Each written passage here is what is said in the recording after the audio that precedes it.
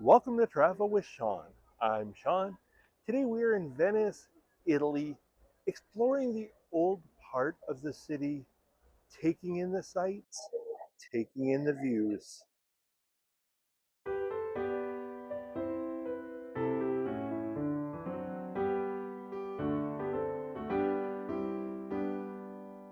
With its system of canals rather than streets, the beauty of the Grand Canal, the quaintness of its gondolas, and the grandeur of St. Mark's Basilica. Venice is an alluring city that captivates visitors from all around the world with its timeless charm and its rich history. Venice, or Venezia in Italian, was named after the Veneti people who lived in the area from about the 10th century BC until integrating into the Roman Empire sometime during the 3rd century BC. The city was established around the 5th century AD when people in the region fled to some of its islands to escape the people they called barbarians. Venice was the capital of the Republic of Venice from 810 until 1797, when it was conquered by Napoleon. In its heyday, the Republic of Venice extended down the eastern coast of the Italian peninsula, along the Dalmatian coast of what is now Croatia, parts of the southern and eastern Greek coasts, and the islands of Crete and Cyprus. Venice joined the Kingdom of Italy in 1866. It was the first international commercial center in the world, starting in the 9th century, and became a major maritime power by the 10th century. The city was built around the 32-mile-long Venice Lagoon and on its 126 islands. Now, Venice and its lagoon are listed as a UNESCO World Heritage Site, welcoming visitors from around the world. Ponte di Rialto, or Rialto Bridge in English, is Venice's most popular bridge and the oldest of the four that cross the Grand Canal. It was first built as a pontoon bridge in 1181, marking the first dry crossing of the Grand Canal. The popularity of the Rialto market near the bridge increased traffic on it so much that it was replaced in 1255 with a wooden bridge. Construction on the present stone bridge began in 1588 and took 3 years to complete. Ponte dell'Accademia is named after the Venice Academy of Fine Arts and was built in 1985 to 1986. Venice has approximately 400 footbridges that span its various 177 canals. These bridges are essential for navigating Venice as they link the different parts of the city separated by canals. Although many are fairly plain, even the plain ones sometimes can be picturesque. The footpaths that line the canals in Venice are known as fondamenta and are an integral part of the city's unique infrastructure. They provide access to homes, shops, restaurants, and other buildings that line the many canals. Many Venetian homes have entrances directly onto the fondamenta. Think of the fondamenta as sidewalks, like you would find in many other cities, allowing pedestrians to move down the thoroughfare while avoiding motorized traffic. You won't see street signs here. Historic Venice doesn't have streets, other than one small part that provides buses and cars access to the mainland via a bridge. The thoroughfares are canals or rivers, and collectively they make up an extensive network. There are more than 170 canals in Venice. When walking the pedestrian pathways away from the canals, you will find that they are also quite extensive. Some are fairly wide, allowing several people to walk side by side in both directions. Many are quite narrow, barely allowing two people to pass without turning face to face to each other. Trying to get from point A to point B can be challenging on these side paths or back alleys. Using apps on your phone for a map or GPS aren't highly reliable either, because the buildings are densely packed together and block satellite signals or other times confuse signals. You can't walk very far before you come to another bridge. There's always another bridge to cross.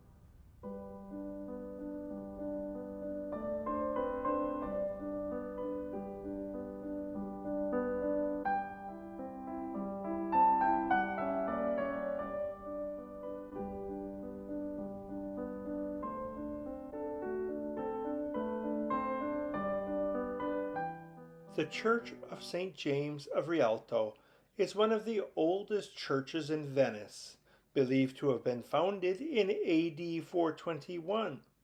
The current structure, with the distinctive 15th century clock on its facade, was built in the 11th century. The gondola is an enduring symbol of Venice's history, culture, and romantic allure. Gondolas have been used in Venice since at least the 11th century, acquiring their famous distinctive shape in the 16th century, which makes them easier to control. Used by nobles, merchants, and commoners alike, gondolas became a symbol of social status, with wealthy Venetians often decorating their gondolas and covering them with a small cabin for privacy. Gondoliers are easily recognizable by their traditional attire, typically consisting of a striped shirt, black pants, and a straw hat with a ribbon.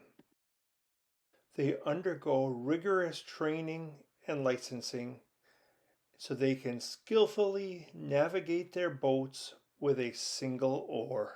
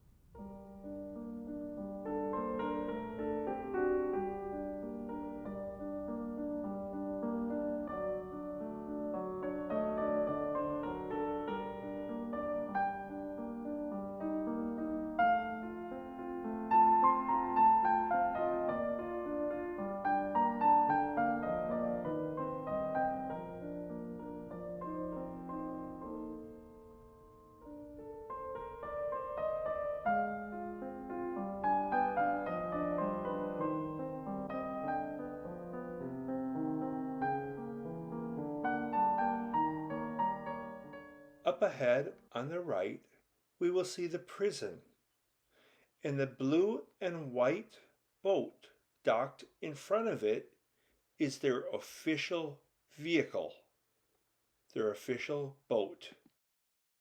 You can see on the awning that this pizzeria has been in business since 1503.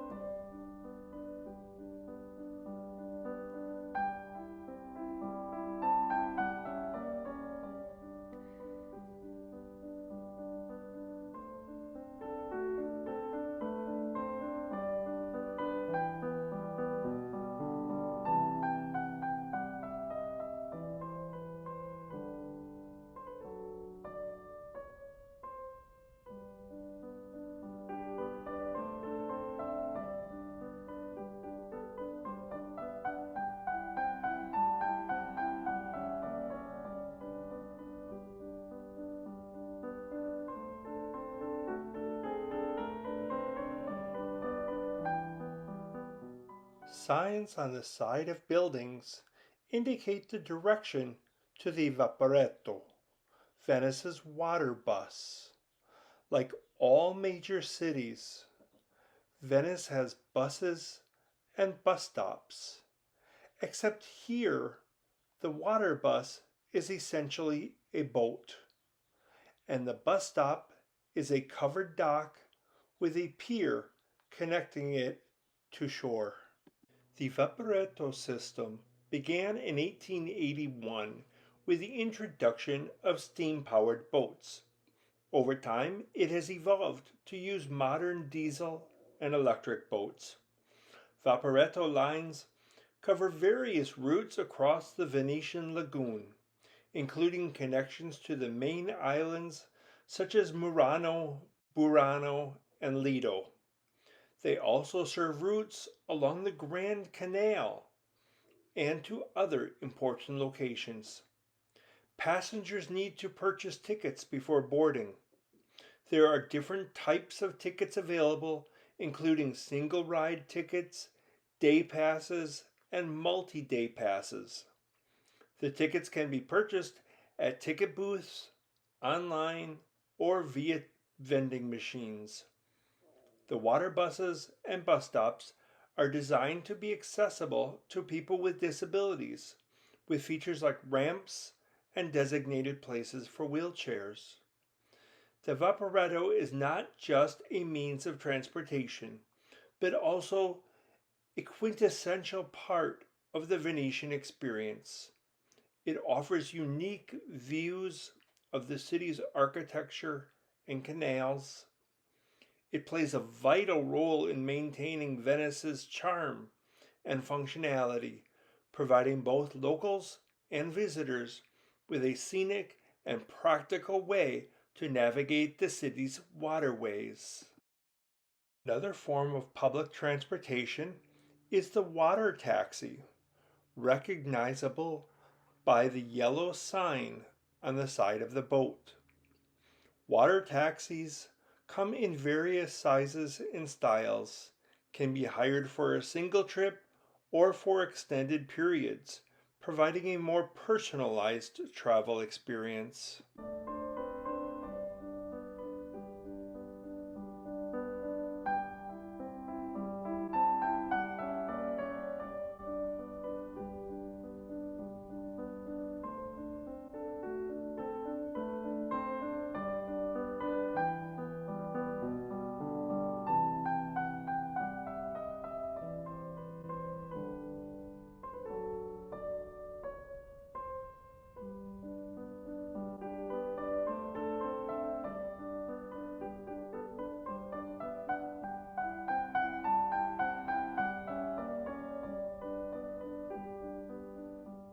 Here we see a water taxi and a water bus meeting at an intersection along the Grand Canal. In Venice, mail delivery is also by using the vaporetto instead of individual transportation. Water travel is essential for all facets of life here, including cargo and produce delivery. Venice has specialized boats designed for construction and maintenance work in the canals and lagoon. These boats are adapted to the unique challenges of working in the city's waterways.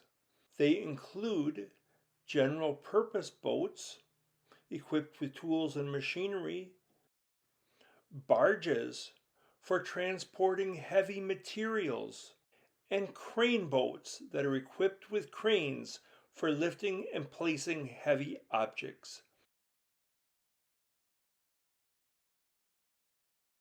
Boats are even used as hearses for transporting the dead.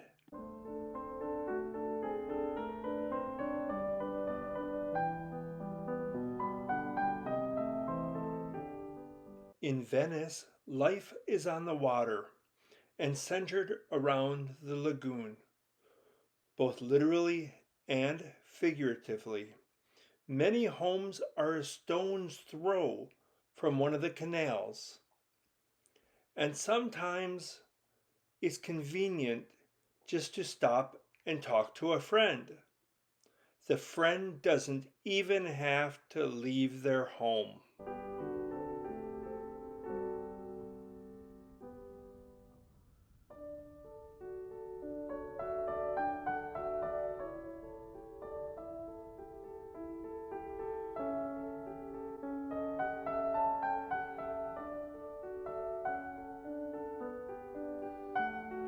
Hotel Antico Doge is located in an historic building that dates back to the 12th century.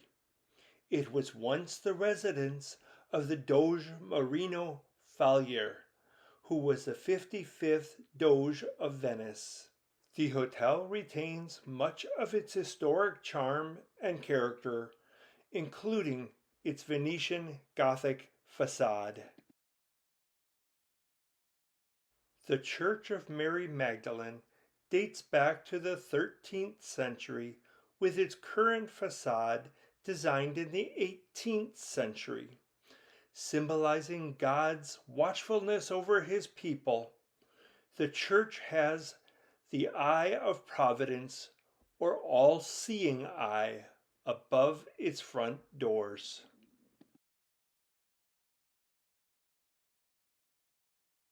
Palazzo Venier de Leoni was built as a palace for the Venier family of Venetian nobility in about 1749.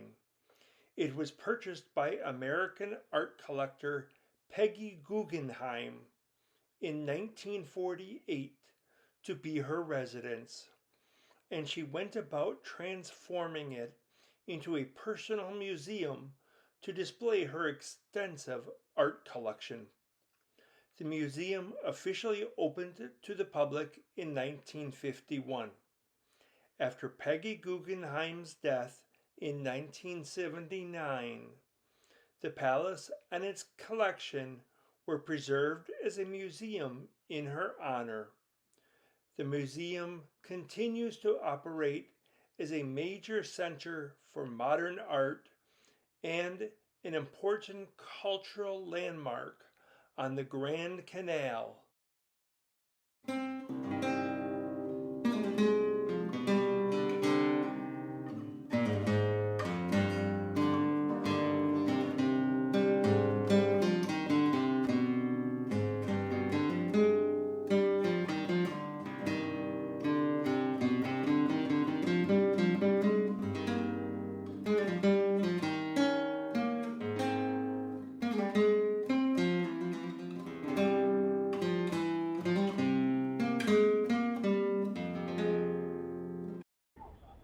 Thank you for watching. Thank you for traveling along with me. As always, I appreciate your support. Until next time, ciao, arrivederci, bye bye.